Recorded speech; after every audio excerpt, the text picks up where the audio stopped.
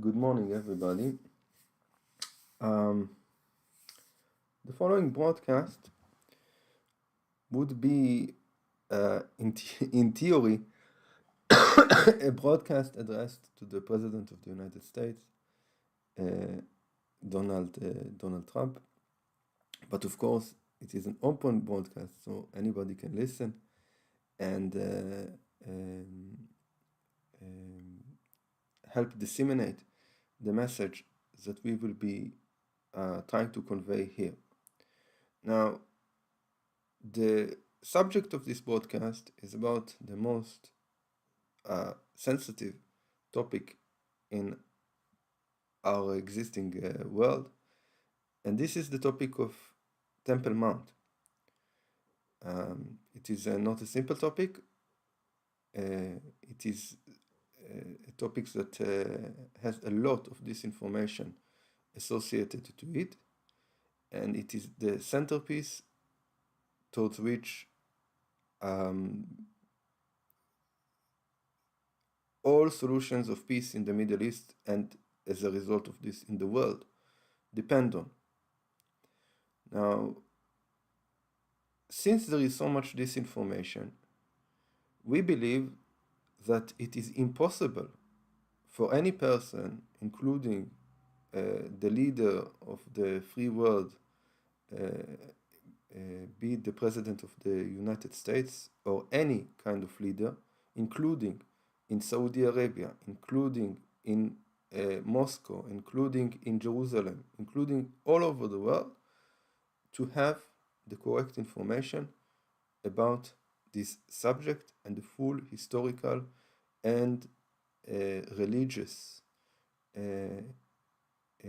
information required in order to obtain correct decisions on the matter. This has been a stumbling block on any kind of solution for the last, I would want to say decades, but I should most probably say centuries. Because a lot of this information is not readily available, and the disinformation is humongous. For this reason, we are making this podcast, because in this channel, which is mainly in Hebrew, we have accumulated a tremendous amount of information on this subject that has amazed even ourselves. And we are certain that it is a matter of extreme importance that this information will be available to anyone that wants and is capable and is in a position to make historical decisions on the matter. And I hope that I will be able to convince this during this broadcast. Now, of course, any person that listens to these things, please feel free to disseminate, because one person disseminates and we can share this on his Facebook, and another will take it and share it on X, and then another person will take it and, I don't know, tell his friend about it, and then eventually, who knows, from 10 people it can get to a million people, or from 10 people it can get to the right person, and the right person would listen to this, and who knows if it will have an impact. Okay, so it's all up to you. It's all up to you to where the things will reach once you believe that they are important. Now, I must say, this is not a TikTok broadcast.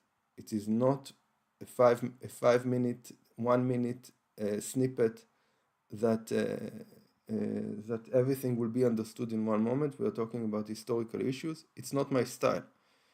Clearly, people want to reach as fast as possible to conclusions, but again, we believe that this is not entirely the right and correct manner to deal with such historical and important things, and superficiality has always been the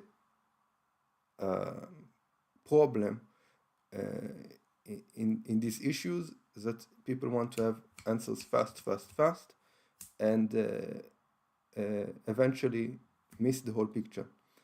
Now, we will do this fast, but also in the right pace.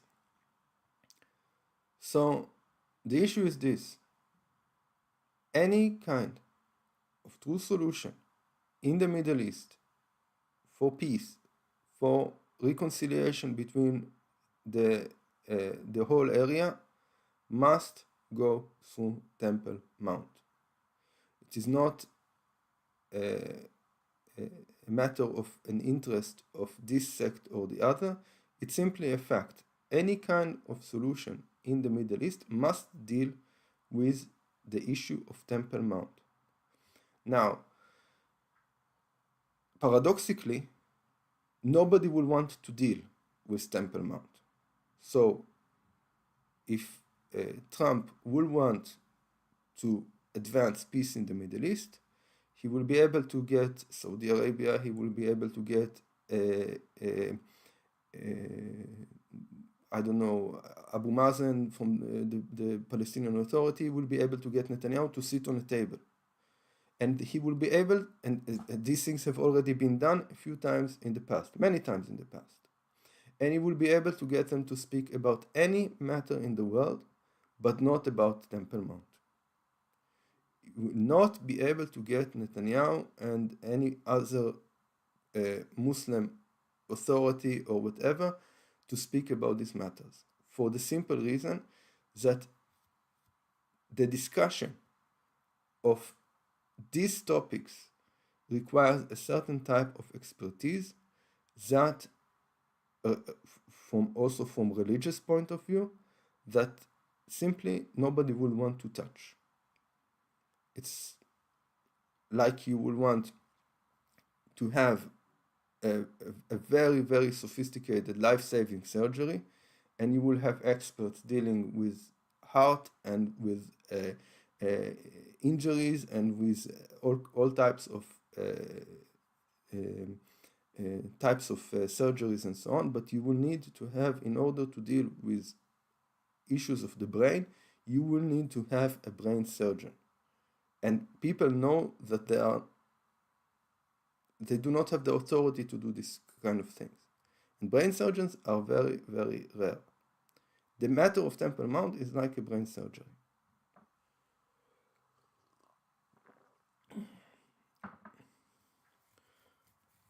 Now, in Trump's last, one of his last speeches, remarkable speech, he said the following things. So let's listen. In 2017, we will again build the strongest military the world has ever seen.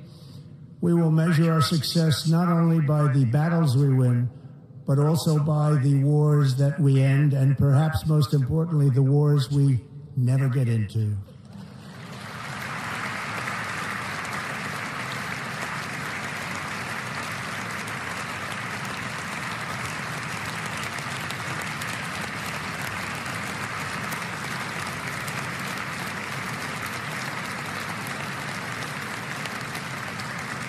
My proudest legacy will be that of a peacemaker and unifier. That's what I want to be, a peacemaker and a unifier. I'm pleased to say that as of yesterday, one day before I assumed office, the hostages in the Middle East are coming back home to their families.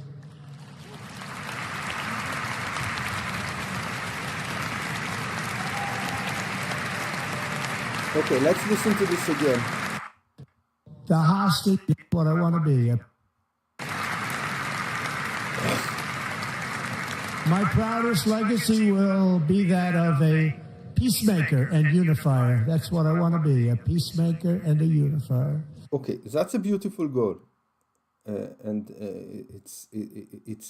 We have now an historical opportunity of an American president that says that he wants to be a peacemaker and a unifier. And truly, peace in the Middle East is definitely the ultimate deal. Okay, it's not the deal of a lifetime. It's a deal of the whole history of mankind. Yes, but again, one needs to understand the stumbling blocks. And like in every deal that one wants to make, even if, and for sure, as Trump knows, if you want to make a real estate deal, you don't do it alone. You need to have the correct advisors, you need to have the correct lawyers, you need to have the correct experts on the subject of the deals that you want to make. And this kind of advices and expertise and professionals that will help you facilitate this deal will determine whether this deal will be possible, whether it will come to be or not.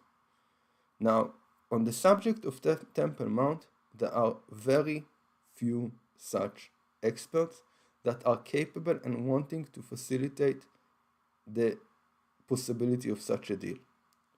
Okay, and most of the information that leaders will receive will be disinformation, including the leadership, the current leadership that we have now in Israel, Netanyahu and all previous prime ministers in Israel have been misinformed at best. They by themselves do not have such consultation. And this has been the main preventing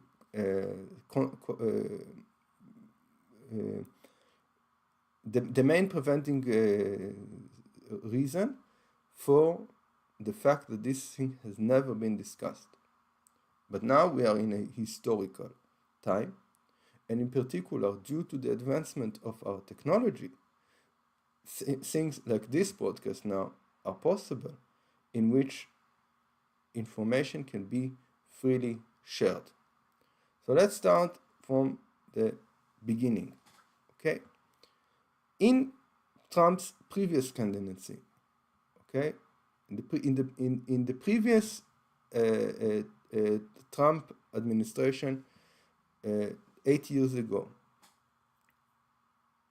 President Trump has attempted and also expressed his interest in the things that we are saying now.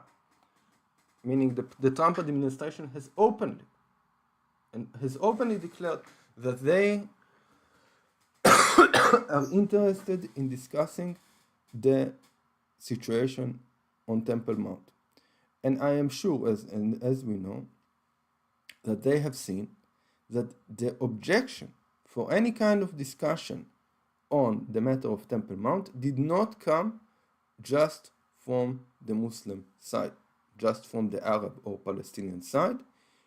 They have for sure noticed that the objection has came from the Israeli side.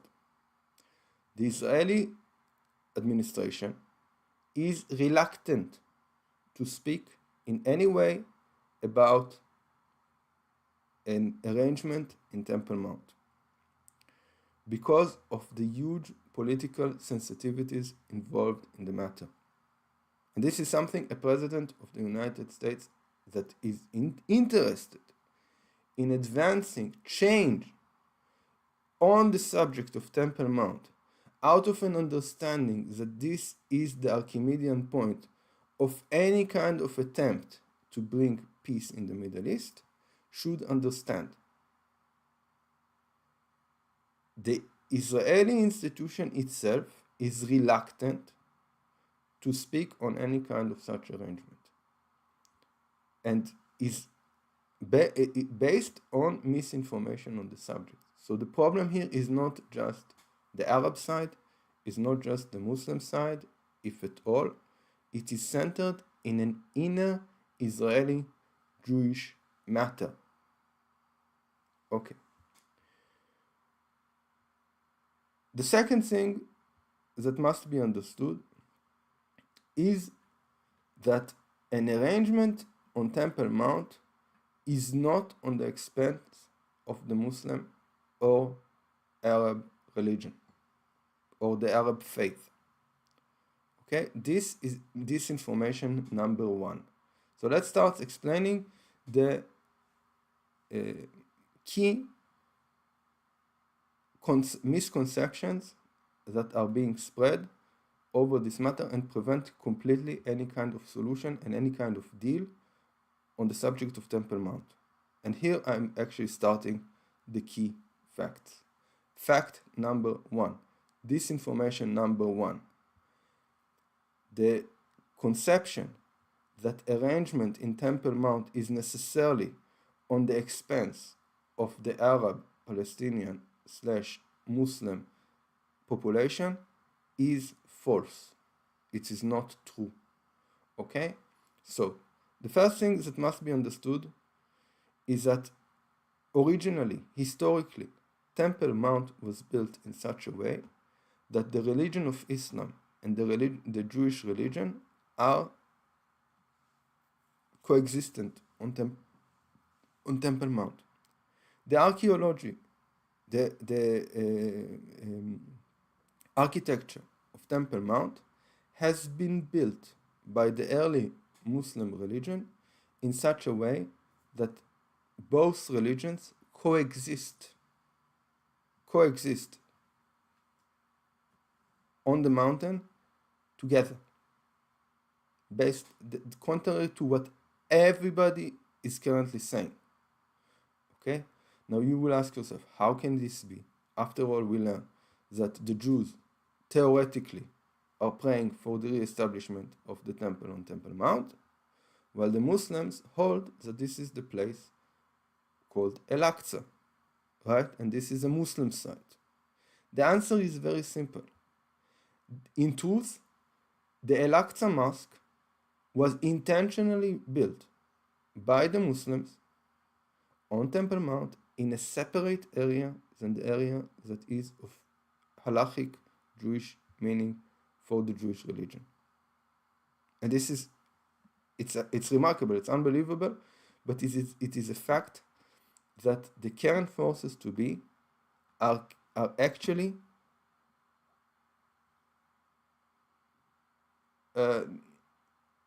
I don't know any other word to say, are putting a veil over this broad daylight fact.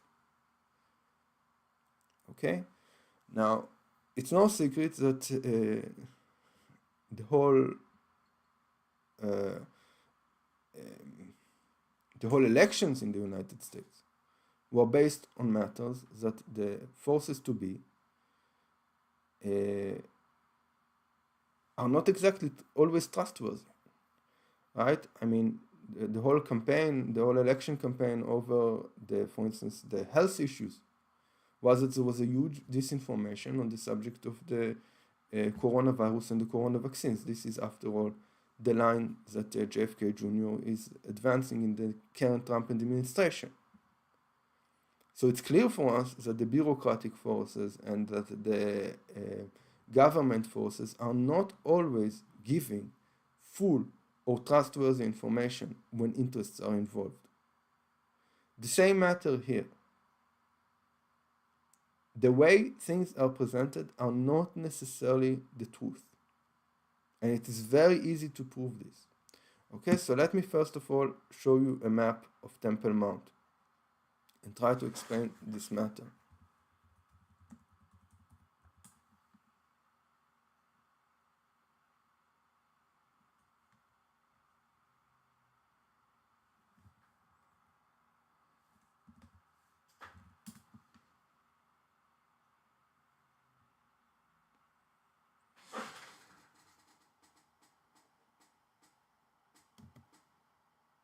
Okay, so just one moment.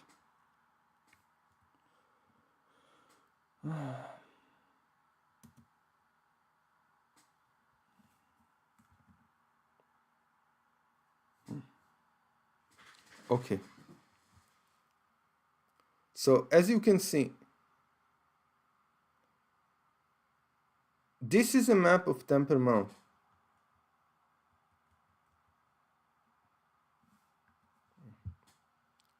Just 1 second.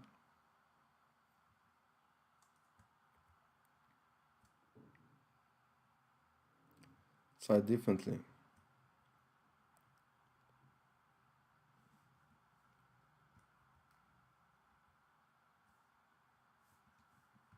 Okay, so this is a map of Temple Mount. And as you can see, the Al-Aqsa Mosque is found here. This is in fact the region, in the bottom right area, that is of importance to the Islamic religion. Okay, so let me try to mark it here. Okay, this corner is the corner that is of true religious importance for the Islamic religion. From point of view of the Jewish religion, this area is not the area of halachic importance. On the other hand, the region of importance for the Jewish religion is here. Okay, this is where stood the temple, the first and second temple, and therefore, originally, in the way in which that these sites have been built, historically, they have originally built in a way so that there will be no contradiction and no confrontation between the two religions. And this is something that is hidden in plain sight. Both sides, both the Israeli and the Palestinian and the Arab and the Muslim side, are currently nurturing a misconception according to which there is some religious confrontation between the two religions per se. This is a very dangerous thing to nurture, and this needs to come to an end. So from a religious point of view, there is no true confrontation, if we are talking only from a religious point of view. Moreover, and this is continuing on this information number one, fact number one, that there is no religious confrontation on the subject of Temple Mount, true religious confrontation. And when we are talking about religion, we need to ask the experts. We shouldn't ask the common people. Like in everything in the world, religion is something that requires deep and intensive study, especially when we are talking about, for instance, the Jewish religion, including the Muslim religion. Even more so, the historical researchers, academic, scientific studies, both archaeological and written, teach us the remarkable fact that in the early days of the Arab Muslim presence in Jerusalem, this has been de facto the situation in Temple Mount. Meaning, we are not talking strictly theoretical, we are talking about the real way in which things were on Temple Mount. And this is, again, a fact that is hidden by the current institutions, the religious and the academic, and of course, the political institutions, be it Israeli or Palestinian or Arab or Muslim. This is a fact nobody likes to talk about. But, remarkably, the academic studies of from 50 years ago up until 150 years ago confirm without a doubt that in the early days after the fall of the Byzantine Christian Empire and the rise of the early days of the Arab Muslim control over Jerusalem, Jews and Muslims have prayed together on Temple Mount. Again, I will repeat it. This is a concealed fact. On the early days of the 6th and 7th century, the Jews and Muslims coexisted on Temple Mount, meaning that during the Christian control of Jerusalem, from the destruction of the second temple and up to the end of the Byzantine control over Jerusalem, Jews were not allowed to go and pray on Temple Mount. After the transition to the Arab control over the mountain was reopened for Jews by the Arabs themselves. Okay, by the Arabs themselves, and Jews have prayed and been on the mountain for a few decades together with the Arabs and the Muslims. And that is the reasons, actually the original reason why the two religions do not are within capability to coexist on the mountain, because this is the way it was originally. Okay, so let's maybe, and again, nobody will say this fact. Okay, nobody will say this fact.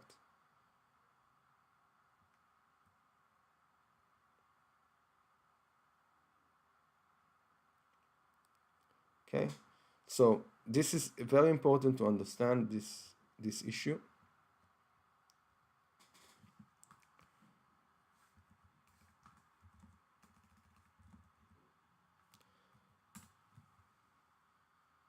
There are two different buildings. Okay, this building is the main mosque on Temple Mount that is holy for the Muslims. Okay, this is the Al-Aqsa Mosque. As I have explained, this mosque is intentionally built away from the area that is holy for the Jewish religion. Separate. Okay, a few hundred meters away from this area.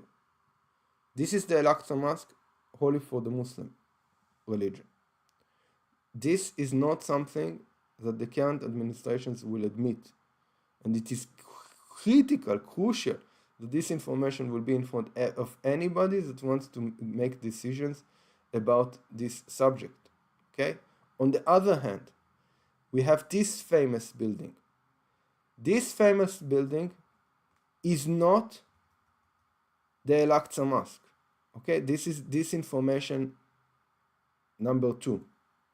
This building is called the Golden Dome, and the Golden Dome is not a mosque, even though it is architecturally very impressive, it is iconic, but it is not the Golden Dome is not the Al-Aqsa Mosque, and in particular, the Muslims built it for completely other reason than as a mosque. Okay. Now, as I've said,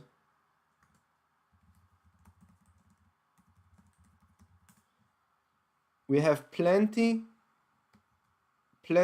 of historical studies indicating that Jews in the 6th and 7th century have had a synagogue on Temple Mount. These researchers are varied. They are both from Israeli historians and from non-Israeli historians. There is a huge bibliographical list that we can supply, but I will just mention one of them, which is Professor Ben Zion Dinur. He was the third Minister of Education for the Israeli government, for the State of Israel, and a professor in the Hebrew University, a very, very acclaimed historian, one of the greatest historians of Jewish history ever, and his studies show clearly that such a synagogue existed on Temple Mount. This fact is remarkable because if one will deal with the current religious administration of the State of Israel, they hold that Jews are not allowed to go and pray on Temple Mount. Okay?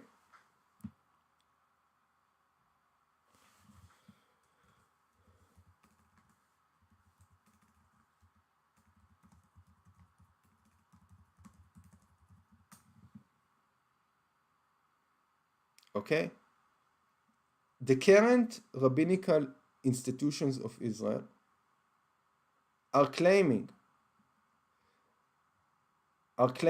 since actually the establishment of the state and before, that it is not allowed for Jews to go over to Temple Mount. Okay? This is the message, this is the sign that is presented in the entrance to the Temple Mount by the rabbinical institutions of the current rabbinical institutions in Israel. Announcement and warning. According to Torah law, entering the Temple Mount is strictly forbidden due to the holiness of the site. Okay? This fact is not true. It's a disinformation. It is simply not true. And as I've said before, the chances of any person in a position of power to hear the truth about this subject, especially up to today, that the technological advancement enable to make such broadcasts and disseminate them, is absolutely zero. Okay? What you see in this sign is simply disinformation at best. Not only that the Jewish religion does not prohibit Jews from entering Temple Mount, historically there was a synagogue on Temple Mount. And the current rabbinical administrations deny not just this halachic fact, they deny the historical fact of the existence of such synagogues on Temple Mount. Okay? Just 1 second.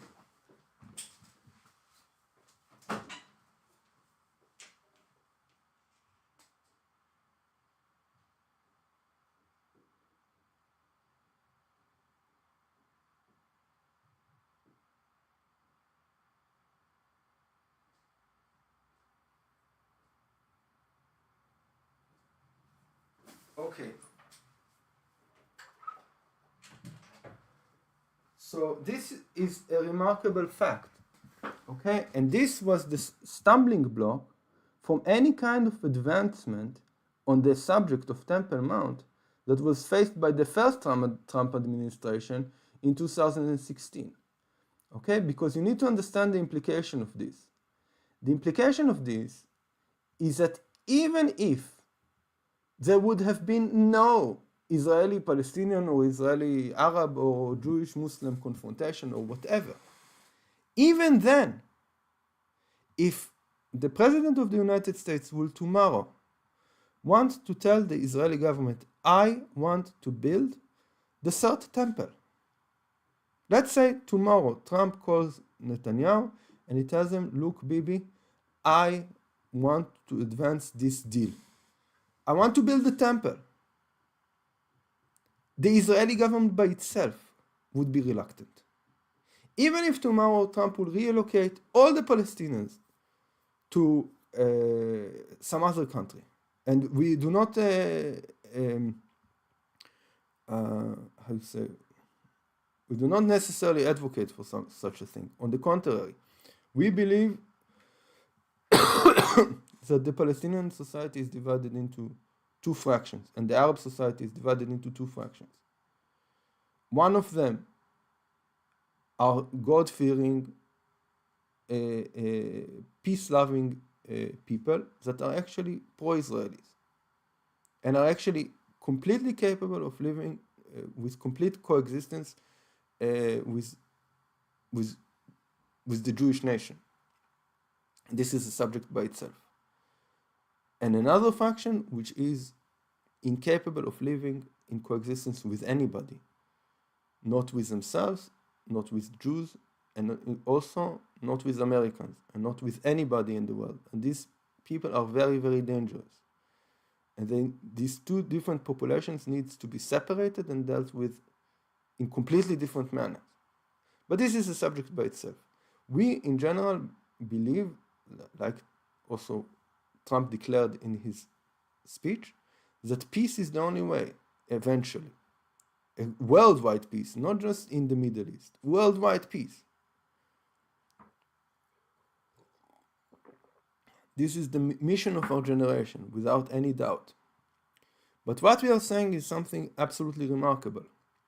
That even if the Palestinian-Israeli issue would not have been an issue, even if tomorrow the people of Gaza and the people of Ramallah will, even together with Trump, come to Bibi Netanyahu and tell him, we want you to build the temple, you will remarkably find that the Israeli institutions themselves will try to find excuses to run away from the table. And I am sure that Trump has noticed this issue in his first candidacy in 2016. We know that he did. Okay? Actually, I will tell you even a more remarkable fact. The more remarkable fact is that historically, there has been attempts to advance the building of the third temple already hundreds of years ago. And this is a remarkable disinformation by itself. Maybe the most remarkable that I've mentioned so far. The ones that wanted to build originally the third temple were the Muslims themselves. Meaning, according to Jewish sources, the early Muslim Khalifates, the early Muslim rulers, actually were interested in making peace and building the third temple. This is clearly written in the historical Jewish books, but of course, not disseminated. The early Muslim Khalifates expressed the wish to rebuild the temple. That was in the original relationship between the Jewish and Muslim religions. And it is documented in Jewish and in non-Jewish sources.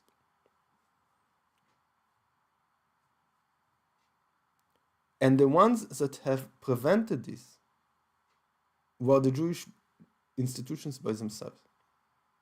They have declared that it is not time and Jews are not allowed to build it, and so on and so on. And eventually, the rejection for the rebuilding of the third temple was from the Jewish side itself. And as a result, the temple was not built. What was built instead? Instead, in order to indicate the place of the temple, was built the Golden Dome. Okay? So the original purpose of the Golden Dome that has been forgotten historically, and back then it was not a Golden Dome, it was the architecture was different. But the original purpose, the region of the Golden Dome served, was in order to designate by the Muslims by themselves the future place of the temple. Today, this fact is forgotten, and if it is known, it is not disseminated. Most people don't know it. But this is the documented fact.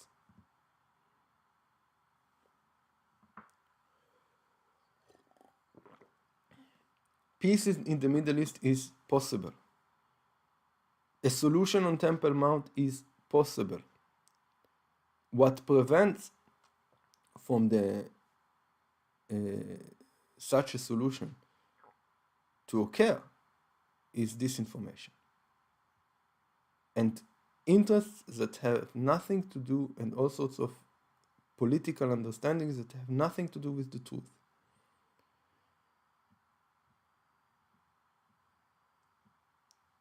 And the point of the matter is that within the Jewish religion itself, there are, let's say, different parties. Like you have in the political system in the United States, different parties that have completely different worldviews. Both of them are America, right? But you cannot compare the policies of each one of them. The Democratic Party has completely different policies than the Republican Party under Trump. That's why the elections have been. There is a misconception that in Judaism there is no such different worldviews within the religion itself. It's absolutely not true. Within the Jewish religion itself, especially on the subject of Temple Mount, there are in fact two different parties. And the one that has so far had the hegemony, especially since the establishment of the state,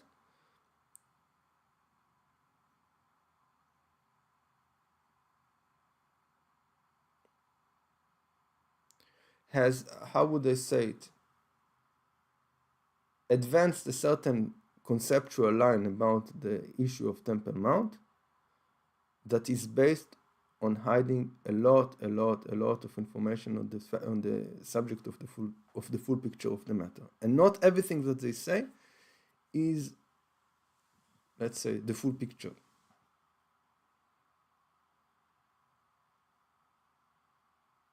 Just like that, if you will speak with a Democrat about the policies and the interests of the United States, he will tell you a completely different picture than the pictures that you will get from a Republican Trump supporter.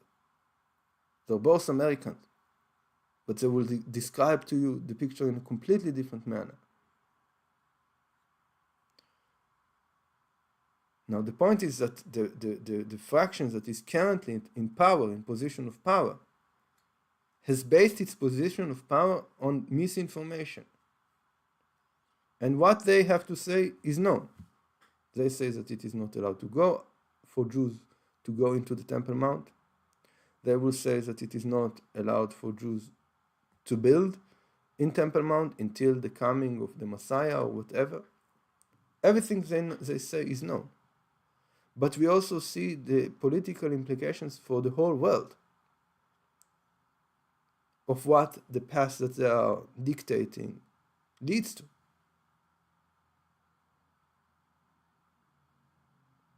And as I've said,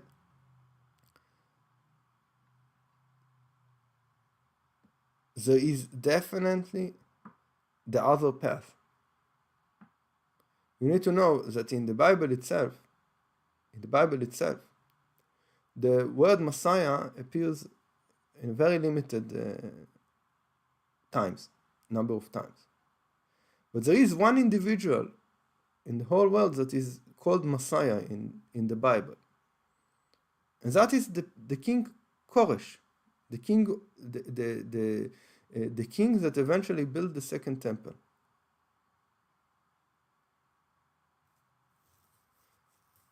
Right? The king that has built the second temple. He was not Jewish. But he is called and declared in the Bible as the Messiah.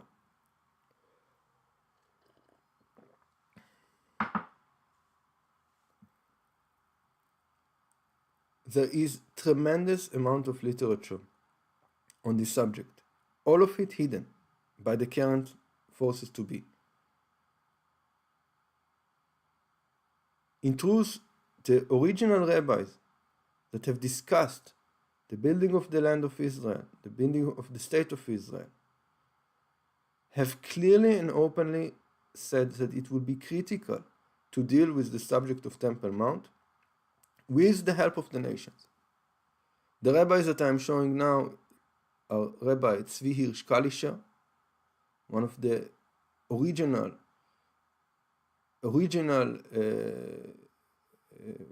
ideologies of Zionism even before Herzl. Rabbi Elkalai, similarly, one of the first ideologists of the Zionist movement. Both of them clearly wrote that a solution in Temple Mount is mandatory, and it must be done in peaceful manner with the Arabs, with the Muslims, with the international leadership of the world.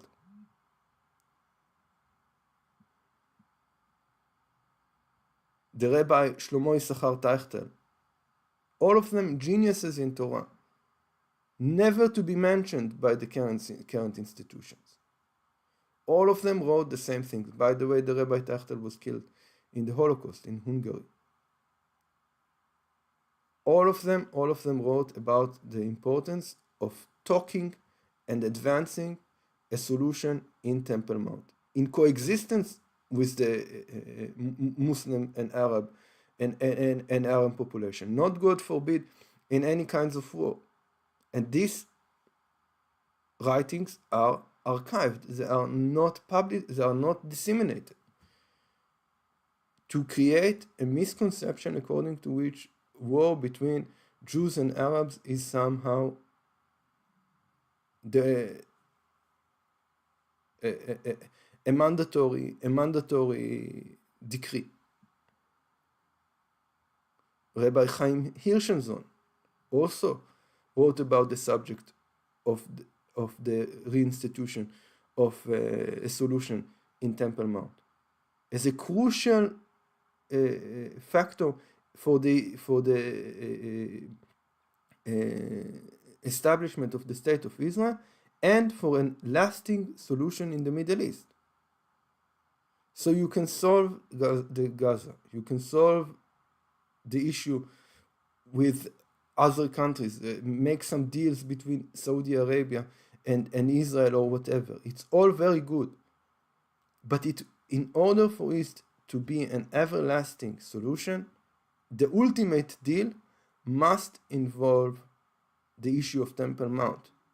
And with the current forces to be, you will no leader that will want to advance a solution in this will be able to do so without the information that is described here, without this kind of sources. Because at the end of the day, this is a religious, amongst other things, a highly religious manner. And it is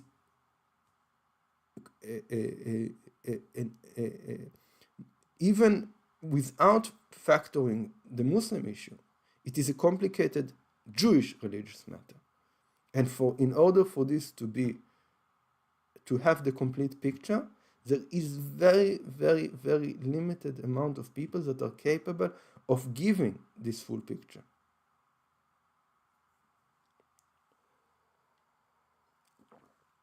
And we, of course, will do anything within our power to disclose any information that we have on the subject as openly as possible. But of course, we have limited resources. Not in terms of money. Money is not the issue here. Even in terms of producing such broadcasts, the amount of mind-blowing, of revolutionary information is endless. How to which extent is it endless? I will say that for the last 5 years, we have been broadcasting daily on subjects that have to do with the religious disinformation about matters like that, and about the correct and full picture of the history of the Middle East. And on a daily basis, we by ourselves are amazed. And the location, collection, and dissemination of all this information is a tremendous task. It is not a simple task. Even making now such a broadcast of a short hour is a complicated matter. Taking into account that we are talking about historical information that have to do with the history and the faith of the whole of the whole world, of the whole civilization, this is a huge responsibility. But we are in full conviction that any leader that will want to advance any kind of deal, any kind of advancement on the subject of peace in the Middle East must eventually go through the information that we are disclosing here. Now we are in the age of the AI. I'm sure the American government has plenty of tools to translate, process, summarize, abridge any kind of information that we have disclosed in Hebrew within this channel that is unique. This information exists nowhere else today.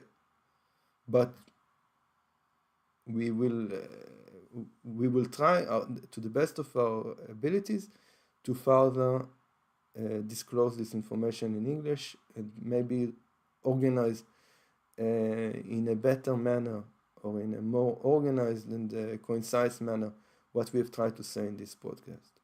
But with the help of God, we hope that President Trump will succeed in everything that he wants to do, in everything, all the plans that he has for the benefit of the American people, of his people, the people of his country, and of course, as the leader of the free world, for all of humanity. And we truly, truly believe that a crucial and historical opportunity exists on this central matter that has the potential for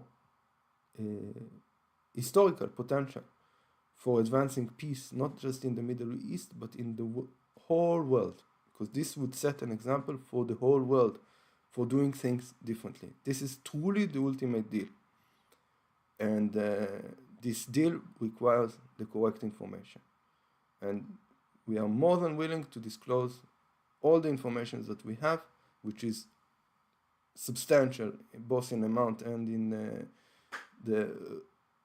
its content, which is, given the amount of disinformation, is absolutely revolutionary. We by ourselves were amazed from things that we have learned on this subject, and God willing, all the success for President Trump.